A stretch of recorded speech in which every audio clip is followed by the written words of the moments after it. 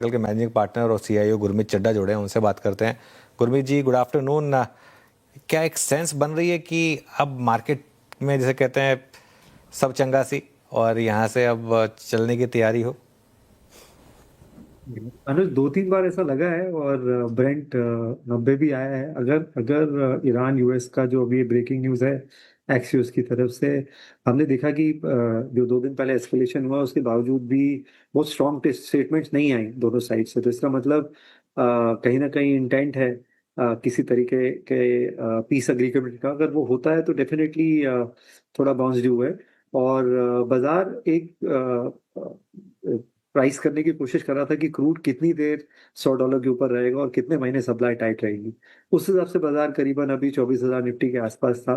Plus minus होता रहा 2-3%। लेकिन अगर ऑयल नीचे आता है, मान लीजिए वापस 90 का लेवल हमें देखने को मिलता है और हॉर्मूज का ट्रैफिक इंप्रूव होता है, तो डेफिनेटली सेंटिमेंटली चीजें बढ़ सकती हैं। और वो पॉकेट बाजार का जो इम्पैक्टेड था इससे, जैसे फर्टिलाइजर है, ऑटो है, जो भी ऑयल सेंसिटिव्स हैं, रिफाइनर ऑयल मार्केटिंग कंपनीज हैं, गैस कंपनीज हैं, जहाँ पे पेट्रोकेमिकल का इनपुट यूज हो रहा है, आई थिंक वहाँ अभी भी करेक्शन शार्प है।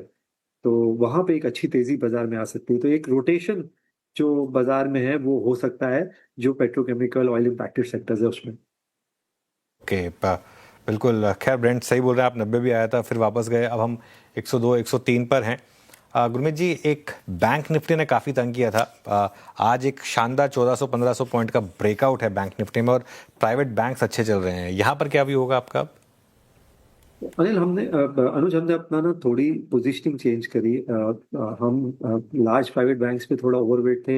हमने वहाँ हल्का, मतलब हम अभी भी रखे हुए हैं 3 से 4% एचडीएफसी को, आईसीआईसीआई को, एसबीआई को पोर्टफोलियो में। हमने थोड़ा वेटेज बढ़ाया फेडरल बैंक में, आरबीएल बैंक में, उससे हमें थोड़ा सा फायदा हुआ है। हमने कुछ न्यू एज बिजनेसेस जैसे ग्रो है, उससे भी फाइनेंशियल पोर्टफोलियो में लिया है, उसका हमें थोड़ा बेनिफिट हुआ है। और हमने गोल्ड बेस्ड एनबीएफसी जैसे मुथूट है, और एक housing finance company Bajaj housing finance add करी है। तो हमने अपना पोर्टफोलियो थोड़ा वाइडन किया फाइनेंशियल्स का, जिसका हमें बेनिफिट मिला है। मुझे लगता है थोड़ा और रोटेशन होगा एचएफसीज में। क्योंकि कहीं ना कहीं एफआई का सेलिंग इसलिए भी है कि जो लार्ज प्राइवेट बैंक्स है वहाँ 12-15% से ऊपर क्रेडिट ग्रोथ नहीं मिल रहा है। और उससे ज्यादा ग्रोथ आपको टीयर 2 बैंक्स में या छोटी एनबीएफसीज में मिल रहा है विद ऑलमोस्ट सेम वैल्यूएशन। तो थोड़ा सा ही क्यों स्प्रेड हमने चेंज किया है, और मुझे लगता है ये स्प्रेड शायद बाजार और कंटिन्यू करेगा। टाइम टाइम पे आपके, क्योंकि वैल्यूएशन कंफर्ट इतना है, एचडीएफसी 11 के पी पे है, 2 की बुक वैल्यू पे है, सारा बैंक निफ्टी 12-13 है, तो आपको एक अच्छे बाउंस बीच में मिलेंगे हैवी गैप्स में। बट मेरा ये मानना है कि थोड़ा सा वेटेज टीयर 2 बैंक्स और क्वालिटी एनबीएफसी और एचएफसी में करने से थोड़ा बेनिफिट मिलेगा पोर्टफोलियो को, और बाजार रिकवर करता है तो सीडीएसएल, और हमने देखा कैम्स के नतीजे अच्छे हैं। तो कैपिटल मार्केट प्ले है बीएससी के अलावा, वो पार्ट इतना अच्छा नहीं किया। आई थिंक वहां भी थोड़ा मूवमेंट आ सकता ओके, कैपिटल मार्केट स्पेस और साथ ही बैंकिंग फाइनेंसेस पे नजर रहेंगे। अच्छा गुरमीत जी, गुड आफ्टरनून। अगर शांति समझौते पर मुहर लग जाती है और मार्केट में अच्छी खासी रैली उसके बाद हम देखते हैं, तो कौन से स्पेसिस या स्टॉक स्पेसिफिक हो पाए अगर आप जहां पर एक रैली ड्यू है वहां पर वो चीज़ें हरकतें देखने को मिलेगी? ऐसे में कौन से स्टॉक्स या स्पेसिस फोकस में रहेंगे फिर? तो जैसा मैंने बोला, ऑटो और ऑटो कंपोनेंट्स में नतीजे कुछ अच्छे आए हैं। एमएनएम के नंबर बहुत शानदार थे कल, मुझे ऐसा लगा। अगर आप देखिए उनका जब से लीडरशिप चेंज हुआ है और अनीश जी आए हैं, सिंगल डिजिट आरओई से वो 20% आरओई में गए। और कैसे स्टॉक 4-5 बैगर हुआ है हमने पिछले 5-6 साल में देखा है। तो ट्रैक्टर में मार्केट शेयर 44% है, एसयूवीज में 25-26% मार्केट शेयर मेंटेन किए हुए हैं। न्यू लॉन्चेस अगर आप देखें, बहुत ही एक्साइटिंग पैटर्न है। आई थिंक सडनली एमएनएम में एक फ्लेयर दिखता है इनोवेशन का, जो मुझे लगता है कहीं बाकी ऑटो कंपनीज में कम दिखता है मुझे। तो ऑटो है, ऑटो एंसिलरीज हैं, ओईएम्स है, यहाँ पे मुझे लगता है अच्छा मूव आ सकता है। वैल्यूएशन कंफर्ट है, संदार टेक्नोलॉजीज 18-20 टाइम्स पे है। उनो मिंडा में कुछ खास हुआ नहीं है पिछले 2-3 साल में, जबकि नंबर्स अच्छे आए हैं क्वार्टर ऑन क्वार्टर। तो ये एक पैक अच्छा लगता है। सिलेक्टिवली जो गैस और ऑयल मार्केटिंग कंपनीज हैं, सिटी गैस डिस्ट्रीब्यूटर्स में, वहाँ पे एक टैक्टिकल प्ले आ सकता है। हमने ऑलरेडी देखा है कि शायद गुजरात में मौरबी ने एक प्लान प्रपोज हो रहा है कि कैसे हम प्रोपेन की जगह नेचुरल गैस कर सकें। और सिटी गैस डिस्ट्रीब्यूशन में कनेक्शंस पीएनजी के रिकॉर्ड तौर पे बढ़ रहे हैं, वैल्यूएशन कंफर्ट है। तो थोड़ा सा एक टैक्टिकल बाउंस ओएमसीज में, एनर्जी रिलेटेड स्पेस में, गैस कंपनीज में आ सकता है। थोड़ा बहुत एग्रीकल्चर फर्टिलाइजर रिलेटेड में आ सकता है। और एक पैक जो मुझे ऐसा लगता है जहां नतीजे मिड कैप आइडिया, देखिए कोफोर्ज के नंबर अच्छा है, बाजार ने क्या शानदार रिवॉर्ड किया है। केपीआईटी के भी नतीजे अगर आप फॉरेक्स लॉस हटाएं तो मार्जिन में इतना कोई कमी नहीं आई 20-21% की। वो वैल्यूएशन कंफर्ट अब आ गया है, मतलब 20-25 टाइम्स पे ये स्टॉक मिलता है, एक जमाने में 70-80 के मल्टीपल पे होता था। तो और अच्छा गाइडेंस दिया है, एक्विजिशन किया है बहुत अच्छा उन्होंने। तो मुझे लगता है यहाँ भी मिड कैप आईटी में कुछ अच्छी आईपी ड्रिवन जो कंपनीज हैं वहां पे मौके बन सकते हैं।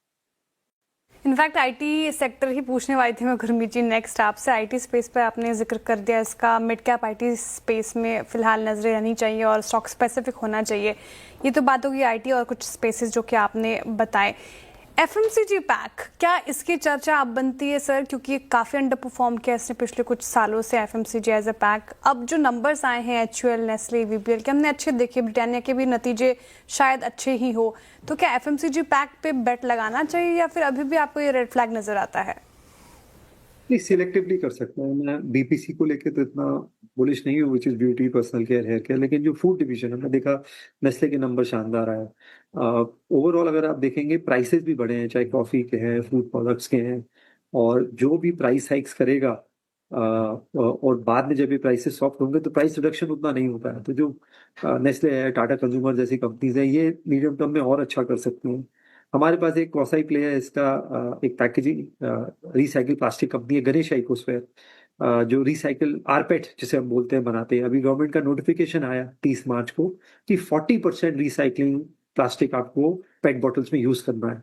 तो जो इससे इंडस्ट्री की डिमांड है वो 5-6 लाख टन की हो जाती है, और कैपेसिटी मुश्किल से 4 लाख 4.25 लाख टन है, और गणेश इकोस्फेयर काफी बड़ा है। तो आरपेट जिसे हम बोलते हैं वो बहुत अच्छा करेगा। तो कैपेसिटी यूटिलाइजेशन 100% होगा। और स्पॉट में भी अगर आप देखेंगे जो वर्जिन पेट है और आर पेट है, उसके प्राइस में फर्क पड़ा है, क्योंकि पेट्रोकेमिकल। तो ये काफी नीचे चला गया था स्टॉक 600 लेवल पे, क्योंकि वो नोटिफिकेशन में डिले हुआ आने के।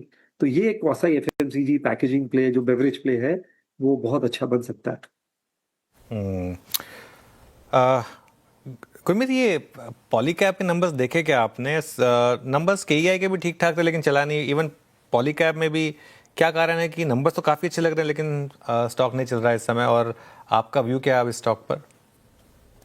अनुज, आप रैली देखिए, जो आई थिंक बाजार एक्सपेक्ट कर रहा था ये नतीजे, और स्टॉक में मतलब हम 24,000 निफ्टी पे हैं, पॉलीकैब तो 26-27,000 वाले निफ्टी लेवल पे ही है। और आप देखिए आई थिंक कुछ हद तक प्राइस में था। 770 करोड़ का पैट आया है क्वार्टर में, मेरे ख्याल से हाईएस्ट एवर होगा। 3 से 4% मार्केट शेयर गेन किया है उन्होंने। और ये थोड़ा सा पिवट कर रहे हैं अनुज, इंफ्रास्ट्रक्चर में, ब्रॉडबैंड्स में। ब्रांड रिकॉल अच्छा है, और एफएमईजी जो है उनका जो एक ड्रैग रहा है, वहां पे भी मुझे सीक्वेंशियल इंप्रूवमेंट दिखी है। बट जैसा मैंने बोला तो 60-70 के मल्टी, अब 55-60 के मल्टीपल पे है, तो चीप नहीं है। और क्योंकि रनअप अच्छा था तो शायद रिएक्शन थोड़ा म्यूटेड है। बट स्ट्रक्चरल डिमांड है। आप देखिए केबल एंड वायर्स में एक तो इंफ्रास्ट्रक्चर डिमांड है ही है। आप इलेक्ट्रिसिटी, नेशनल इलेक्ट्रिसिटी प्लान देखें तो 1.5 लाख सर्किट किलोमीटर का हमें ट्रांसमिशन लाइन ऐड करनी है। तो जैसे जैसे आप देखते जाएंगे तो एनर्जी का जो ओवरऑल प्ले हो रहा है, ये डिमांड बहुत अच्छी रहने वाली है। तो वॉल्यूम और रेवेन्यू ग्रोथ 20%, 25% आपको और कुछ साल देखने को मिलेगा। तो यहाँ से ये स्टेडी कंपाउंडर होगा। जो पिछला रिटर्न है जब इसने मौके दिए थे वैसा ऑफ कोर्स नहीं आएगा। ओके, ये पॉलीकैब और वायर केबल स्पेस पे बात हो गई। अच्छा गुरमीत जी, कुछ और स्पेसेस या काउंटर्स अगर आप बता पाए, काउंटर स्पेसिफिकली जो आपने हाल में ऐड किए हो, कुछ नया ताज़ा? हम एनर्जी स्पेस में हमने वेटेज बढ़ाया है, पावर इक्विपमेंट्स में वेटेज बढ़ाया है। जैसे हमने वारी एनर्जी ऐड किया पोर्टफोलियो में करेक्शन पे। हमने पॉलीकैब हमारे पास पोर्टफोलियो में है ही है। हिंद रेक्टिफायर एक कंपनी है जो कौसाई रेलवे, कौसाई पावर है, ट्रांसफॉर्मर्स बनाता है, बहुत अच्छा मूव आया स्टॉक में। और छोटी कंपनी है, अभी बहुत बहुत लेग्स हैं ग्रोथ के इस कंपनी में।